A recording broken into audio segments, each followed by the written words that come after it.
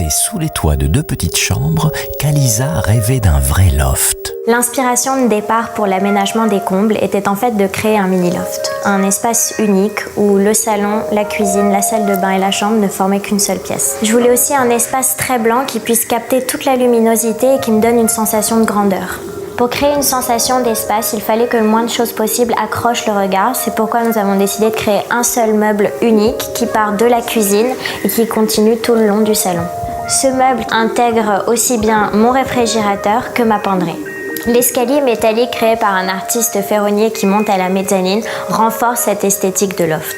Le rouge étant ma couleur préférée, j'ai décidé de mettre quelques objets décoratifs tels que des bougies ou mon téléphone. L'idée était aussi d'avoir une ouverture sur le ciel et donc de pouvoir profiter de cette vue imprenable sur la Tour Eiffel.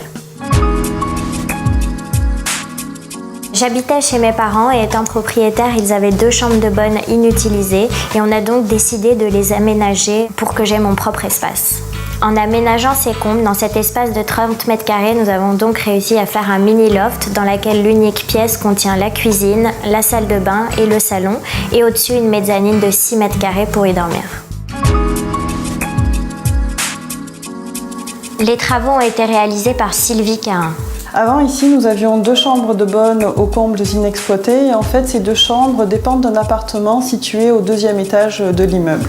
Techniquement, il a fallu d'abord démolir les cloisons entre les 2 chambres, puis démolir le plancher entre les chambres et les combles, et ensuite démonter tout le sol qui était un vrai patchwork de matériaux, des taumettes, du parquet et même des restes de moquettes.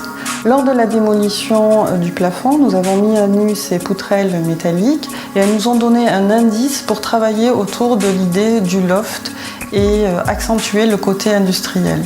Après la démolition, la 2e grande étape du chantier, ça a été d'isoler. Donc finalement, on a dégagé un seul grand volume et dans ce volume, on a installé 2 entités. Une entité cube salle de bain sur laquelle on a installé l'espace de repos et un grand meuble équerre qui permet de ranger tout ce qui est nécessaire à la vie dans l'appartement, les vêtements, les dossiers et de cacher tout l'électroménager. L'importance de la lumière dans ces combles est capitale. En effet, on a la chance de bénéficier d'éclairage naturel tout l'après-midi, ce qui permet de dilater l'espace. La problématique était de créer dans ce volume un seul espace rassemblant toutes les fonctions, la fonction entrée, la fonction cuisine, salle à manger, bureau, séjour, chambre et salle de bain.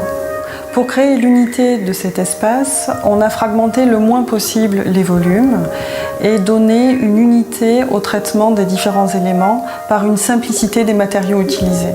On a utilisé du médium laqué blanc pour les meubles. Au niveau du sol, on a utilisé un parquet teinté gris et dans la salle de bain, des grandes dalles de grès cérame grise elles-mêmes et de la pâte de verre qui est la même dans la salle de bain et dans la cuisine, ce qui permet d'avoir une continuité entre les différents espaces.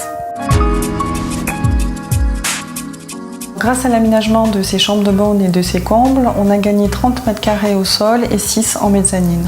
Le coût des travaux a été de 45 000 €, soit 1 250 € du mètre carré. Les travaux ont duré 3 mois. On n'a pas eu besoin de demander de permis de construire car nous n'avons pas créé de nouvelles ouvertures.